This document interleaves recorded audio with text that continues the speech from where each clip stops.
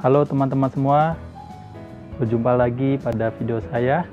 Di kesempatan ini saya akan memberikan analisa dan juga hipotesis saya tentang pembungaan pohon anggur jenis akademik ini. Tanaman akademik saya ini berbuah tanpa pemangkasan. Posisi menanam saya saat ini di sebelah barat rumah saya. Di waktu pagi sampai siang hari di sini tidak mendapatkan cahaya matahari. Saat ini tepat jam 9 pagi. Di tempat saya berdiri belum terkena sinar matahari. Hanya sebatas pantulan-pantulan dari sebelah barat. Penanaman pohon akademik ini persis di bawah AC. Bahkan banyak cabangnya itu terkena hempasan angin dari outdoor unit AC. Mari kita mulai saja analisa pohon anggur jenis akademik ini. Ini adalah data objektif dari pohon ini. Saya memberikan label akademik di sini karena memang sebelumnya akademik. Saya lupa memberikan tanggal pada label. Namun setelah saya melihat dokumentasi yang saya punya, pohon anggur jenis akademik ini usianya kurang dari 6 bulan setelah grafting. Pot yang saya gunakan untuk menanam anggur ini, jadi ukuran dari sini, yang bagian dalamnya atau innernya dari sini ke sini, diameternya 35 cm. Di bagian bawah pot ini, itu ada lubang kurang lebih sebesar ini. Ya, tidak terlalu besar dan hanya satu buah lubang saja.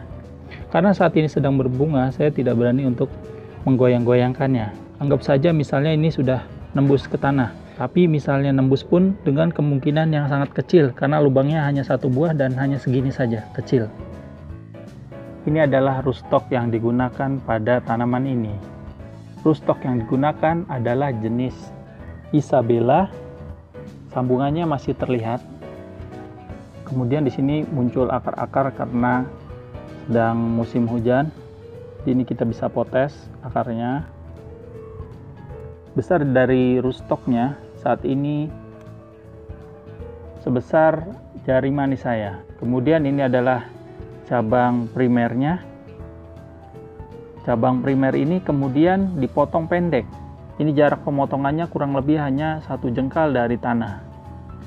Kemudian muncullah cabang sekunder. Ini adalah cabang sekundernya. Nah, ini sekunder. Ini juga sekunder. Namun sekunder yang ini muncul belakangan.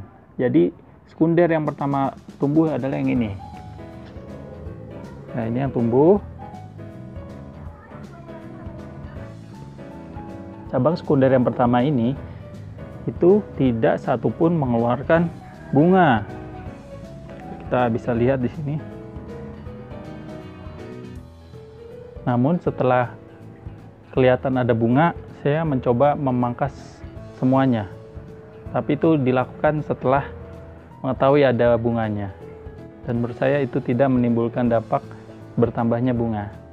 Jadi cabang sekunder ini itu malah yang saya pelihara dari awal pertumbuhannya. Ini yang saya pelihara. Setelah muncul cabang tersier ini, ternyata di bagian bawah itu muncul lagi cabang sekunder. Muncul cabang sekunder baru. Yang ini. Ini cabang sekundernya masih baru nih. Usianya kurang lebih 2 bulan ini. Ini muncul ke atas sangat vigor sekali atau sangat deras pertumbuhannya. Kemudian di sini muncul cabang-cabang tersier. Analisa dari cabang sekunder saya ini adalah cabang sekunder ini belum mengayu, masih relatif muda, besar, kurang dari kelingking. Analisa saya terhadap vigoritas cabang sekunder yang kedua ini lebih vigor daripada cabang sekunder pertama. Ini yang pertama sudah mengayu dia. Vigoritas atau daya tumbuh dari sekunder yang kedua ini sangatlah cepat. Usia kurang lebih 2 bulan ini sudah tinggi dan juga sudah memiliki cabang tersier. cabang tersier yang muncul dari cabang sekunder ini jumlahnya adalah 1, 2, 3, 4, 5. Ada 5 cabang tersier. Tadinya ini daunnya sangat lebat sekali. Karena sudah masuk musim hujan dan saya juga menghindari dari jamur, ini saya copot-copotin daunnya. Terutama daun-daun yang ada di dekat pangkal cabang tersier, ini saya copot-copotin. Ya, makanya di sini bersih dari daun. Bersih dari daun ya, saya copot-copotin. Karena ini tanpa pemangkasan, oleh karena itu ujung dari cabang tersiernya dibiarkan bebas. Jadi tidak ada pemotongan di ujung-ujung tersiernya. Ini cabang tersier yang pertama masih utuh. Ini juga masih utuh nih. Ujungnya masih ada. Ini juga masih ada ujungnya. Jadi cabang tersiernya sama sekali belum saya potong. Ini cabang pertama mengeluarkan bunga, sudah fruit set. Ini yang kedua, yang kelihatannya vigoritasnya atau daya tumbuhnya lebih rendah daripada yang pertama. Ini sebenarnya keluar bunga tadinya, namun karena hujan terus-menerus setiap hari, akhirnya bunga yang muncul di sini rontok, tidak bisa bertahan. Oleh karena itu, saya memberikan analisa bunga dari anggur jenis akademik tidak kuat terkena hujan terus-menerus sampai berhari-hari. Ketidaktahanan bunga terhadap hujan yang terus-menerus untuk jenis akademik adalah 20%. Bunga muncul di cabang tersier pada mata ke 1, 2, 3, 4. Ya, keempat pada cabang tersier yang pertama. Pada cabang tersier ketiga, yang besar cabangnya itu kurang lebih besar sedikit dari cabang nomor 2. Dia keluar 2 bunga dan mulai mengeluarkan bunga pada mata tunas ke 1, 2, 3, 4. Pada mata tunas ketiga dan 4 mengeluarkan bunga. Kemudian di mata tunas berikutnya dia tidak mengeluarkan bunga. Ini bisa jadi karena usia tanaman ini juga belum terlalu tua. Kita akan lihat kapan-kapan apakah nanti bisa mengeluarkan bunga sampai ke ujung atau enggak. Karena kalau yang Jupiter kan dia bisa sampai ujung semuanya keluar bunga. Saya sih yakin kalau ini adalah karena usianya yang belum terlalu tua ini. Ini adalah cabang keempat. Cabang keempat ini vigoritas atau daya tumbuhnya itu kurang lebih sama seperti cabang pertama tadi. Dia mengeluarkan 2 bunga pada mata tunas ke 1, 2, 3, 4. Sama seperti yang tunas nomor 3 tadi, dia muncul di 3 dan 4. 3 dan 4 mata tunas cabang tersier. Ya, ini adalah cabang tersier kelima. Dia tidak mengeluarkan bunga sama sekali. Dari awal dia tidak mengeluarkan bunga. Tampilan pentil anggur yang teman-teman lihat saat ini merupakan hasil dari fruit tinning atau penipisan buah yang saya lakukan kemarin. Fruit tinning yang saya lakukan kurang lebih adalah 30%. Hipotesis saya terhadap pohon anggur jenis akademik ini adalah calon bunga kemungkinan besar keluar pada mata tunas ketiga dan keempat cabang tersier. Cabang yang mengeluarkan tunas dengan vigoritas tinggi atau daya tumbuh yang tinggi itu memiliki kemungkinan yang sangat besar untuk mengeluarkan bunga dan juga buah.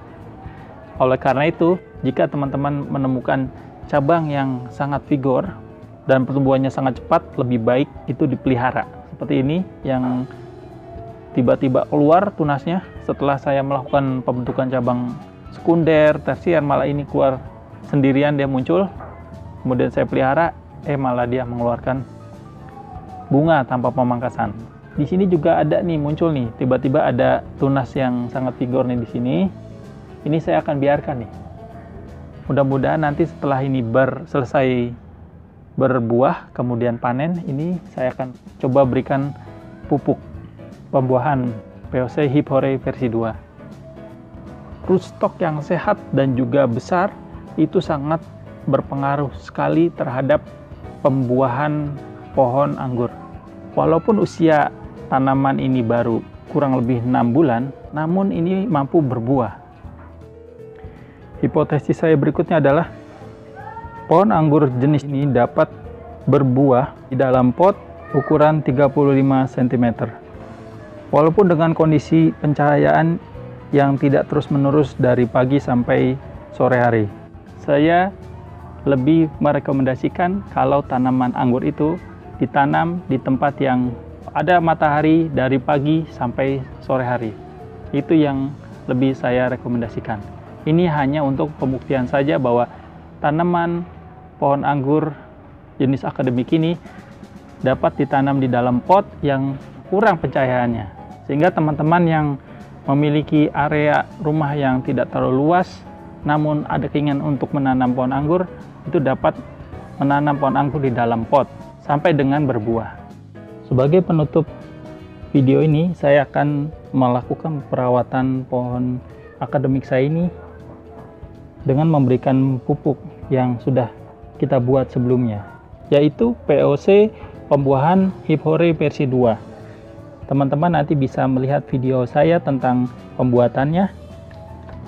Ukuran ember ini adalah 12 liter. Oleh karena itu saya akan memberikan 12 tutup, karena dosis dari pupuk POC pembuahan Hip Hooray versi 2 ini adalah 1 tutup atau 10 mili pupuk dicampurkan dengan 1 liter air. Kepada teman-teman yang belum subscribe channel Hip Hooray, mohon untuk mensubscribe channel ini sebagai bentuk dukungan teman-teman agar saya dapat membuat video-video berkualitas tentang tanaman buah yang direkomendasikan ditanam di pekarangan rumah kita. Kita aduk dulu pupuknya ini. Kita masukkan 12 tutup pupuk POC Hip Hooray versi 2. 1, 2, 10, 11, 12. Seperti biasa, anggur itu sangat rakus dengan magnesium. Oleh karena itu saya akan mencampurkan pupuk magnesium ini. Banyaknya adalah 1 sendok. Dapat diperoleh di apotek atau juga di toko pertanian.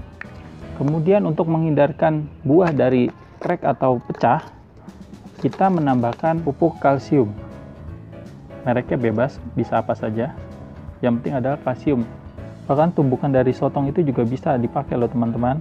Dan juga kalsium-kalsium seperti kalsium-kalsium untuk ibu-ibu hamil juga bisa dipakai. Kemudian kita aduk sampai homogen atau tercampur merata.